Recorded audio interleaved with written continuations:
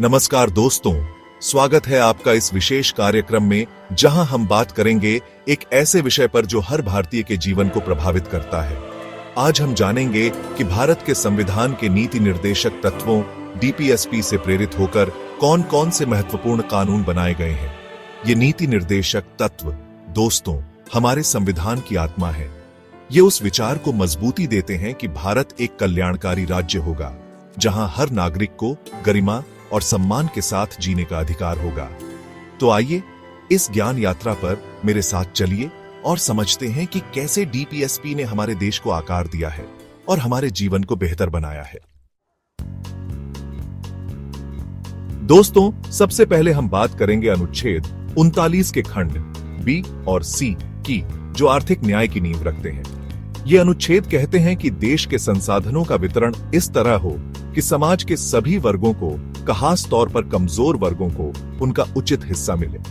इसी सोच के तहत दोस्तों भूमि सुधार कानून बनाए गए, जिससे जमींदारी प्रथा का अंत हुआ और जमीन का स्वामित्व किसानों को मिला। इसी तरह न्यूनतम मजदूरी अधिनियम बनाया गया ताकि हर मेहनतकश इंसान को उसके काम का उचित मेहनताना मिले। अब हम बात करते हैं अनुच्छेद 40 की, जो कहता है कि राज्य को ग्राम पंचायतों का गठन करना चाहिए और उन्हें ऐसी शक्तियां प्रदान करनी चाहिए जिससे वे स्वशासन की इकाइयों के रूप में कार्य कर सकें। दोस्तों, इसी अनुच्छेद के तहत पंचायती राज अधिनियम बनाया गया, जिसने गांवों को अपनी समस्याओं का समाधान खुद करने का अधिकार दिया। यह कानून लोकतंत्र को जड़ों तक मजबूत बनाने की दिशा में एक महत्वपूर्ण कदम था। दोस्तों, अनुच्छेद 41 कहता है कि हर व्यक्ति को काम, शिक्षा और सार्वजनिक सहायता पाने का अधिकार है। ये अधिकार सुनिश्चित करने के लिए सरकार ने कई योजनाएं चलाईं। राष्ट्रीय ग्रामीण रोजगार गारंटी अधिनियम नरेगा, जो गरीब परिवारों को 100 दिन का रोजगार देता है, इसका एक बढ़ा उदाहरण है। इसी तरह वृद्धावस्था पेंशन योजना, शिक्षा का अधिकार अधिनियम, ये सब इसी सोच का परिणाम है। चैप्टर 4 अनुच्छेद 43 कहता है कि राज्य को कर्मकारों के लिए उचित और मानवीय दशाओं में काम, निर्वाह मजदूरी और जीवन स्तर को ऊंचा उठाने के लिए प्रयत्न करना चाहिए। इसी सोच के तहत दोस्तों समान पारिश्रमिक अधिनियम बनाया गया, जिससे महिलाओं और पुरुषों को समान काम के लिए समान वेतन मिलना सुनिश्चित हुआ।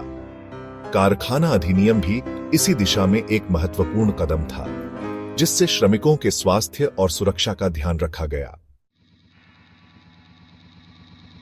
चैप्टर 5 दोस्तों अनुच्छेद 47 कहता है कि राज्य का कर्तव्य है कि वह लोगों के पोषण स्तर और जीवन स्तर को ऊंचा उठाने के लिए प्रयास करे और लोक स्वास्थ्य में सुधार लाए। इसी अनुच्छेद के तहत सार्वजनिक वितरण प्रणाली यानी पीडीएस चलाई जा रही है, जिसके जरिए गरीबों को रियायती दरों पर अनाज मुहैया कराया जाता है। विभिन्न स्वास्थ्य कार्यक्रम जैसे कि पल्स पोलियो, राष्ट्रीय बाल स्वास्थ्य कार्यक्रम, ये सब इसी सोच का हिस्सा है। चैप्टर 6 दोस्तों अनुच्छेद 48 कहता है कि राज्य को कृषि और पशुपालन के संगठन को आधुनिक और वैज्ञानिक बनाने के लिए प्रयास करना चाहिए। इसी सोच के तहत सरकार ने कृषि विकास और पशुधन सुधार के लिए कई योजनाएं चलाई हैं। किसान क्रेडिट कार्ड योजना, प्रधानमंत्री फसल बीमा योजना, राष्ट्रीय गोकुल मिशन, ये सब इसके उदाहरण हैं। चैप्टर 7 अनुच्छेद 48 पर्यावरण संरक्षण भविष्य का दायित्व दोस्तों अनुच्छेद 48 का कहता है कि राज्य को पर्यावरण की रक्षा और सुधार के लिए प्रयास करना चाहिए।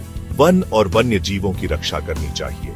इसी सोच के तहत पर्यावरण संरक्षण अधिनियम, वन्य जीव संरक्षण अधिनियम जैसे महत्वपूर्ण कानून बनाए गए हैं। स्वच्छ भारत अभियान, जल जीवन मिशन, ये सब इसी दिशा में उठाए गए कदम हैं। चैप्टर 8 अनुच्छेद 49 धरोहर की रक्षा, अतीत से जुड़ाव दोस्तों अनुच्छेद 49 कहता है कि राज्य को राष्ट्रीय महत्व के स्मारकों और स्थानों का संरक्षण करना चाहिए। इसी सोच के तहत प्राचीन स्मारक तथा पुरातत्वीय स्थल और अवशेष अधिनियम बनाया गया। ताजमहल, लाल किला, अजंता एलोरा की गुफाएं, ये सब हमारे गौरवशाली अतीत की निशानी है और इनके संरक्षण का दायित्व हम सब पर है। चैप्टर 9 अनुच्छेद 50 न्यायपालिका की स्वतंत्रता, लोकतंत्र की रक्षा और अंत में दोस्तों हम बात करेंगे अनुच्छेद 50 की, जो कहता है कि राज्य को कार्यपालिका से न्यायपालिका को अलग करना चाहिए। ये इसलिए जरूरी है ताकि न्यायपालिका निष्पक्ष और स्वतंत्र रूप से काम कर सके। हमारे संविधान में ऐसी कई प्रक्रियाएं और प्रावधान हैं जो न्यायपालिका की स्वतंत्रता सुनिश्चित करते हैं। उत्तरों डीपीएसपी एक सशक्त और संवेदनशील भारत की ओर दोस्तों, ये थे कुछ प्रमुख कानून जो हमारे संविधान के नीति निर्देशक तत्वों से प्रेरित होकर बनाए गए हैं। ये कानून हमारे समाज को अधिक न्याय संगत और कल्याणकारी बनाने में महत्वपूर्ण भूमिका निभाते हैं। ये डीपीएसपी हमें याद दिलाते हैं कि हमारे संविधान निर्माताओं ने एक ऐसे भारत का सपना देखा था जहां गरीबी, अशिक्षा, भेदभाव और शोषण का नामो निशान न हो। आइए हम सब मिलकर इस सपने को साकार करने का संकल्प लें और एक ऐसे भारत का निर्माण करें जो न्यायप्रिय, समृद्ध और सबके लिए खुशहाल हो। धन्यवाद।